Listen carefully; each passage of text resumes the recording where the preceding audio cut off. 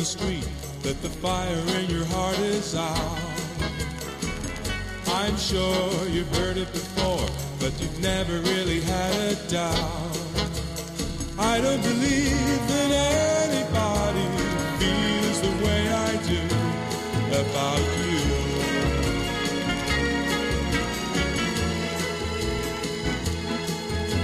And all the roads that lead us there are winding,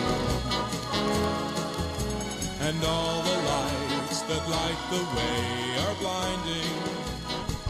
Welcome to the Pierre Philip David Show. Today we'll be talking about social media and its role in the classroom. I've been teaching for 8 years now, and in the last few years, I've been blown away by the impact that social media has on my students.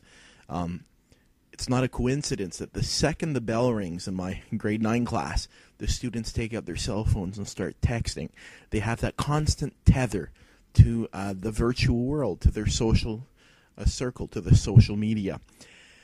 In the last few years, I've started to experiment with how I can use this social media in the classroom.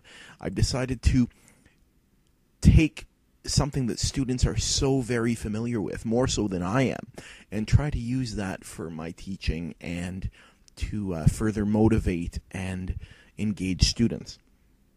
So I've tried a bunch of things. The first thing I tried was blogging. With my grade 12 college class, we started blogging probably 3 or 4 years ago. My instructions were clear. I said, you are an expert in something. This was a grade 12 college class, so a lot of these kids had never been told they were smart at anything. I had some dropouts. I had some kids that were struggling in school. But I told them that, listen, you are experts in something. It could be soccer, it could be fashion, it could be celebrities, it could be rapping, it could be anything, but you are smarter than anyone else in this school, possibly, about something. So I want you to blog about that. The things they came up with was absolutely amazing. I had students blogging about fashion blunders with celebrities. I had others that were blogging about the newest paintball guns and the advancement in paintballing. I had one student in particular who was 2 months pregnant when we started the class, and she documented her entire pregnancy. And when she gave birth, I gave her a collective works of all her blogs about her pregnancy. So students picked something they were passionate about, and suddenly they became media outlets on that subject.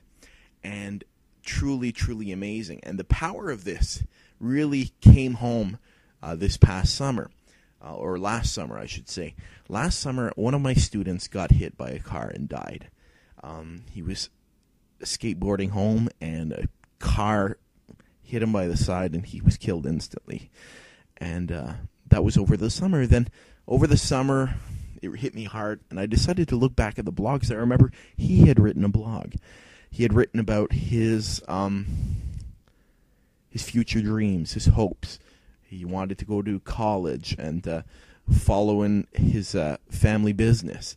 And all this came back. His words remained even though the student had passed on. So sharing that with my students, the real power of media really hit home. And the kids were quite touched by it. The great thing with blogs as well was that as students were blogging, they could see that they were getting visitors from all across the world.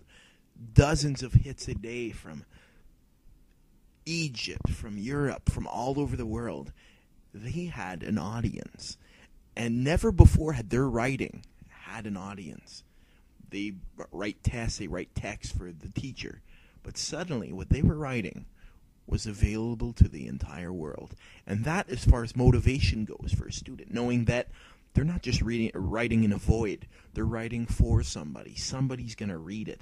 In fact, random people, possibly incredibly bored people, but random people were leaving comments on their blogs, reading their words and commenting on what they had written. And that's incredibly empowering, because suddenly what they're writing is important to somebody. Suddenly, writing is not just done by somebody who's been published, that a company has decided we can make money with this person. Writing becomes democratized. So it's really an amazing and powerfully motivating tool for students. I even had students who started putting ads on their blogs. So they knew that the more visitors that they had on their site, the more money they'd pull in. So suddenly the quality in their blogs, they wanted to attract an audience. So they started video blogging, they advertised it all over their Facebook page, and it was a race to see who could buy themselves a Tim Hortons coffee first. And honestly, it's media studies in action. They are becoming media outlets, making money from what they are producing. So, truly an amazing experience. Now, in a media leadership role, how can we utilize social media to our benefit to improve student learning if our ultimate goal is to have our students succeed? How can we use this new tool? Well, never before has the entire world of educators been available to us as teachers.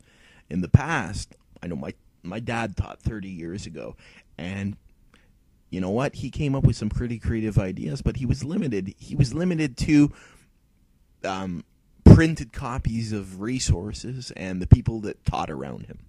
But suddenly, we have some of the greatest minds in education available to us with a few clicks of the mouse and a few keystrokes away. Through social media, we can tweet, we can Facebook, we can connect with all these people with some incredible ideas. We can share ideas. We can share lesson plans, project ideas. We can discuss the ups and downs of teaching media. Media is always changing. From one day to the next, it's completely different. It's the thing I love about media. It's from one semester to the next, it's a completely new class. And to stay current, to stay connected, you have to network. And the easiest and most effective way, in my estimation, is social media. Not only can you connect with other professionals, but you find new ways, new strategies to reach the students that we just want to help and teach as best we can. Now, what's left to do?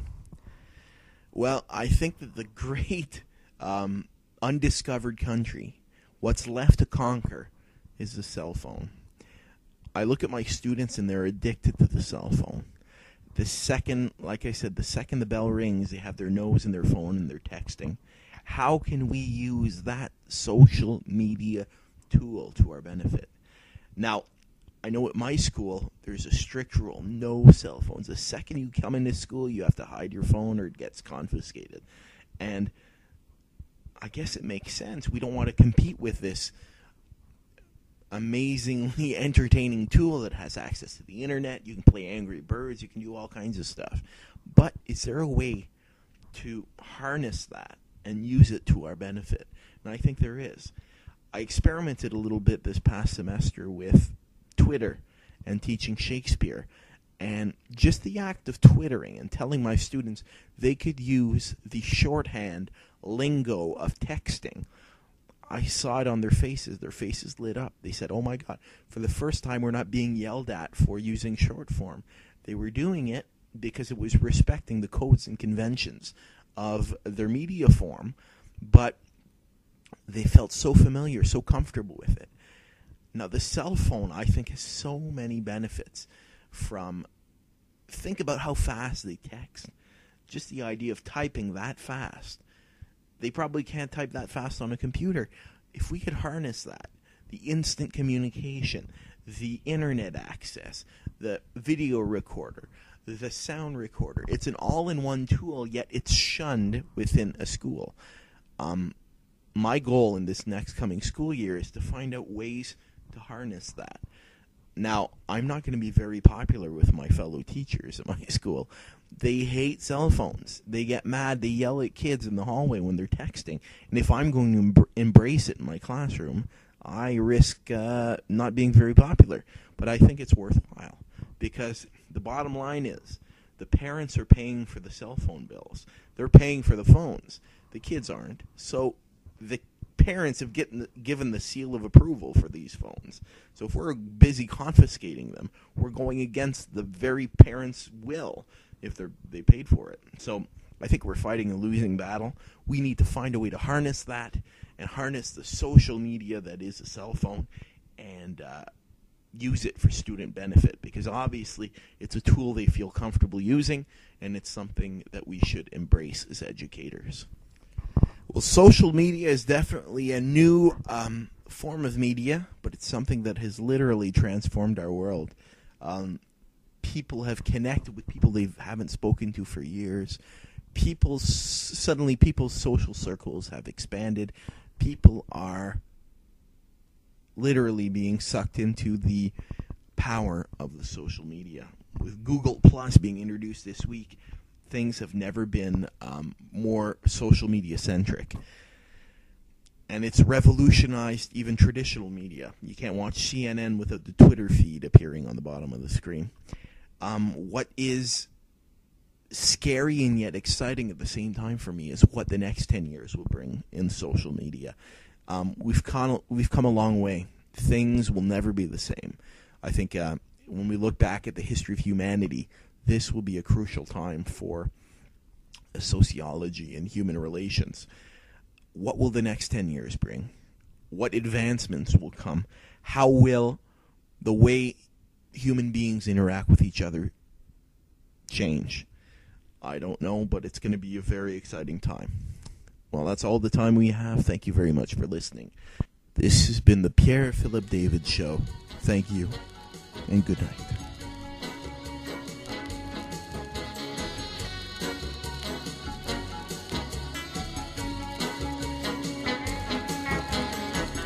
Backbeat, the word on the street that the fire in your heart is out.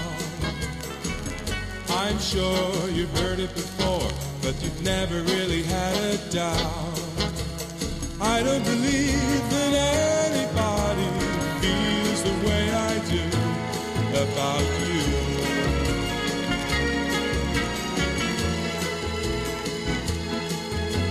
And all the roads that lead us there are winding, and all the lights that light the way are blinding.